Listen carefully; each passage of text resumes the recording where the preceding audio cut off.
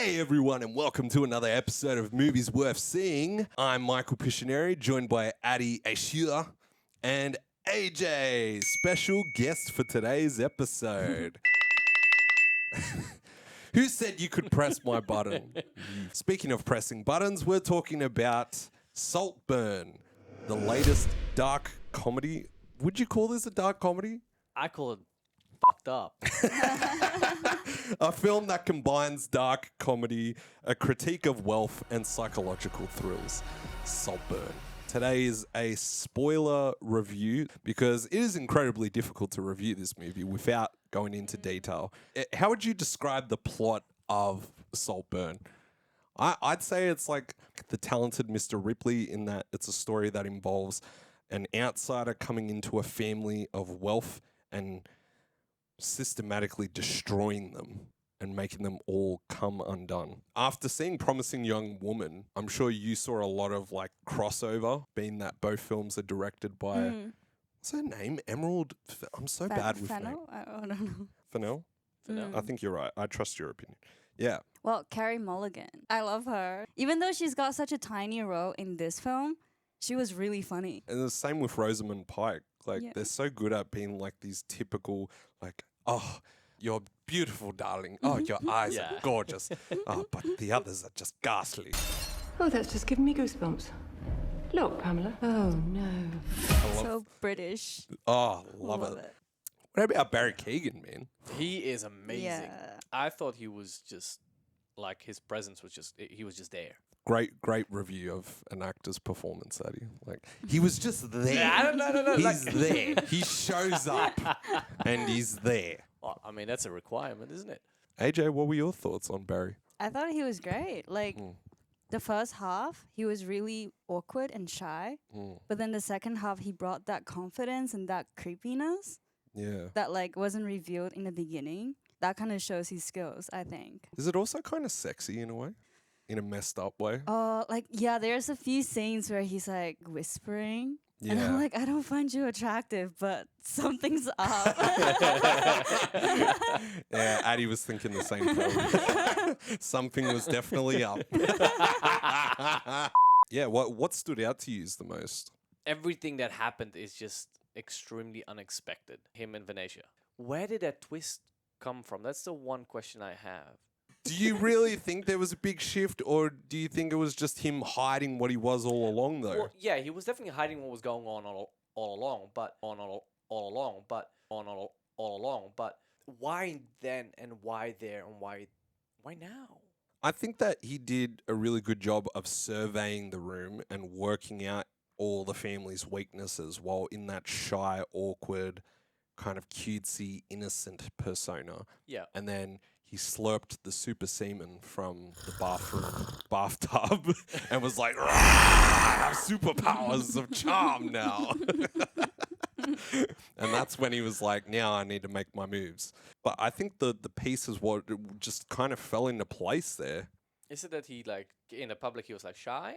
But then, like, when he got the chance to be with one character in private, everyone except for Felix, he would bring out this confidence and be, like, completely eradicating their confidence kind of thing. It was a good way of like putting a shocking kind of shift right in the midpoint of the movie, because you probably had an idea that it was going to go one way, and then that was the moment where the movie was like, no, we're going a completely different path now. Yeah. Where we realize that Oliver is not actually the hero of this story. He's not this innocent outsider that's going to be used, abused, and thrown back to the middle class. I felt it was like he was just always a chameleon and he just picked the right moments to strike. There was an interesting thing that AJ said though. You brought up like vampires, and someone said he's a vampire at one point. He said himself, "You're lucky I'm a vampire," when he was trying to lick the period. Yes. So that makes me think that even though it's really fucking gross and shocking, that scene, it also has like another symbolic kind of purpose to be like he is a literal vampire feeding off the blood of the rich. Because otherwise I would just look at that scene and go, that's super gross. And it didn't have to go that far, which is what I felt about a lot of the scenes in this movie. Is like the bathtub scene. We didn't have to see him slurp the bathwater. We could have just like No, but that's the whole. alluded to it. But that's the whole point of the movie. They just like go like they want to shock you, right? Yeah, but why? Is there really a purpose, or could you take that out and still have the movie accomplishing what How it would set you out to do? allude to a guy to consume secondhand man juice out of a bathtub? Man juice. I love how you were just like, how do I put this So I don't have In to a- bleep it out. in a appropriate manner for YouTube? Man juice. Man juice. I don't know How how, would but you allude to that? I don't know. Like there's lots of symbolism in this movie and shots that perfectly illustrate that he is not all there. And there's great ways that they use lighting and colors to kind of set this uneasy tone. So I just think with all the creativity that they use to then be like, oh, we're just going to have a dude slurp up the bathwater. It's like, But why did he do the bathwater? Actually, that's the one thing I don't understand because he because he didn't wants love the anyone. superpowers. Yeah. Felix has superpowers. He wants to get the charisma through The sexual- juice. That's how he got it. Okay, no, but seriously though, like This could actually be, maybe there's a sexual charisma that he loves about Felix. Because there's something about him watching Felix always hooking up with women. But he makes this point that he doesn't love him in that way. But I don't understand the banging of the corpse. maybe like a final fuck you. Like Oh, so literally a fuck, sign of disrespect. perhaps. But he cries. I don't know. He's a fucking weird character. He's like very complex. But like, what do you think, AJ? Every movies about wealth and rich people have always taken it really far because, in a sense, I guess they're trying to show how hedonistic that world is. Yeah, because we did touch on this. There's a scene where they're in a thistle farm and there's Felix, his sister Venetia, and their cousin Farley sitting naked in the thistle garden. The field, the fucking field. They're sitting in the field. And then Oliver comes and they're like, "Whoa, you got to take your pants off, man, because everyone does it." Yeah, actually, why? I don't get it. Well, it's kind of coming back to like what AJ's saying, that when you cover a story on like this family of excessive wealth, there's a feeling that because of their excessive wealth, there's just a lack of moral boundaries of any kind. They can do whatever they want. So they choose to do whatever they want and there's no repercussions. So therefore, they're always pushing the boundaries. Therefore, that scene was kind of showing me that it's really fucked up in this family, but it's just the norm that like the brother and sister and their cousin are going to be naked in a field and not think anything of it, that it's not weird at all. So basically, it is a really weird, strange lifestyle that is completely foreign to him, that he is adapting to work his way in and to push them out. Watch Parasite, it's so similar. It's less messed up, but way more psychologically kind of factor to it. Watch it. Okay. It's good. Yeah, the other great thing about this movie, the cinematography and the colors and the Midsummer Night's Dream themed party, and you've got Oliver wearing these horns, and you got Felix with the wings. I love how Kills. like it's not full frame. Or like what kind Yeah. of ratio would that be? I think it was like pretty much square, wasn't it? It was Yeah. slightly wider than tall, but it was pretty much square. But it looks so good. I just love how this family just believes in like ignorance is bliss. Their son dies and they're having lunch and they're like, "You got to eat the crepe like this, and oh, did you enjoy the cake last night? Oh, it was spectacular, wasn't it? Wasn't it, Oliver?" And everyone else is like, "Why the fuck are we just talking about food when someone's died?" And the curtain, this red curtain closes, And and it's all almost like it red. envelops the entire family now with the grief. Yeah, it's Stunning. like death is upon you now. Favorite scene? And you can't say the bathtub scene? The bathtub scene is definitely the one that had me the most. Like, what the fuck is going on?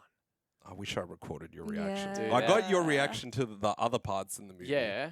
Best part of watching this movie was just Addie's reaction of like, "Wait, what? Huh? What the fuck? Why is that happening now? Where did that come from?" He just liked to stick his dick in every hole he could find. And did you relate? to that? Very. Oh God. I really love the scene when Oliver reveals his whole sinister plan because we don't know who he's talking to the whole movie, and we're relying on him as the narrator. And the film does this. I guess it's become a cliche of the unreliable narrator. I love that he reveals his whole story and we don't know who he's talking to, and then they just give this sudden cut where we see Rosamund Pike's face with the respirators all attached to her, and we realize that he's won pretty much. Yeah. I gotta say though, the movie industry is making a comeback this year. Like it started off with Maestro we saw at the end of last year. Then we saw Iron Claw this week, and now we're seeing Saltburn. You Poor said Poor Things. It's like, man, what good movies were there last year? Oh, Banshees. There's quite a few. There's quite a few good, but I feel like now it's like, look, you have a lot of the Marvel movies that came out of the last few years now. They made billions, but nobody liked them. And now there's movies like these that are coming out, and I'm sure these ones did by far not make as much money, but it's quality. Like, I don't even know what the like Madam Web. Oh, my Oh, God. God. What the is that? We're going to do a review on Madam Web. No. soon. I'm not watching Madam Web. I'm not watching Madam Web. Fuck that. Reaction video. Yes. I'd rather watch Morbius again than watch I still Madam haven't Web. seen Morbius. I want to see it. Well, you can check out my review where I suffered big time. Bringing it back to Saltburn, what didn't work?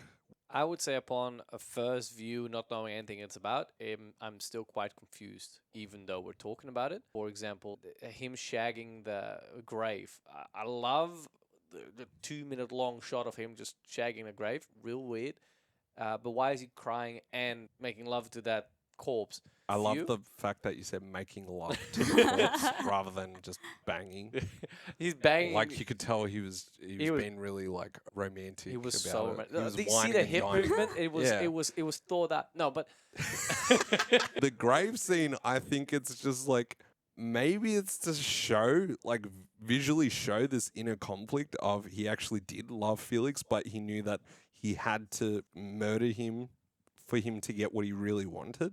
Think of a toxic relationship. You love the person, but you still feel all the pain. And I feel like the grave scene is him releasing all of that. This does bring up something, right?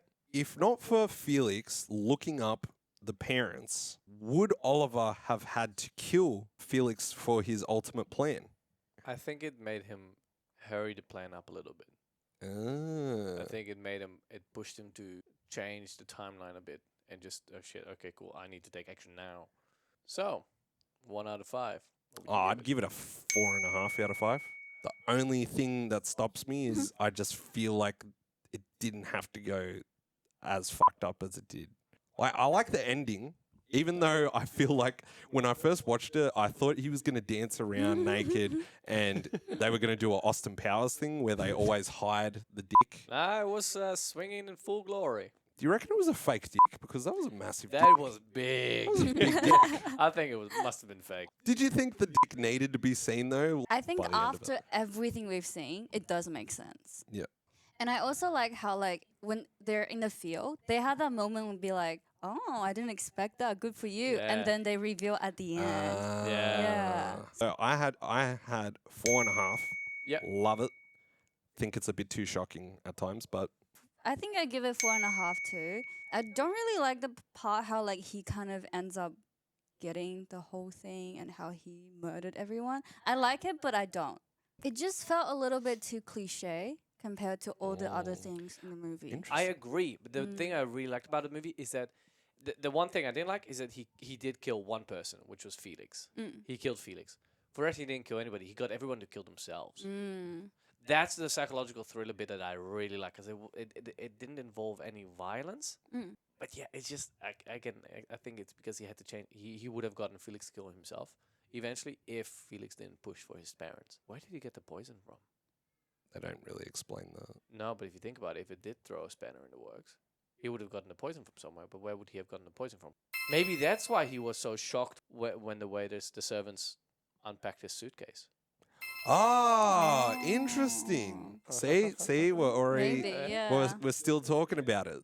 a very well done movie. Well, and because of that, I'm gonna give it 5 stars. Oh, nice. Because, like I said, I'm still confused by a lot of things that happened, but I am 100% sure that everything has a meaning. We just Yeah. don't know what the meaning is yet. Okay. And it keeps you talking, it keeps you thinking, it keeps you going over it over and over and over again. Makes you want to watch again. It makes, I want to watch it again. Well, if you enjoyed today's show, please leave us a like, share, and subscribe to the YouTube channel. You can also listen to the full podcast at Spotify and Apple Podcasts. That is it, guys. Yeah.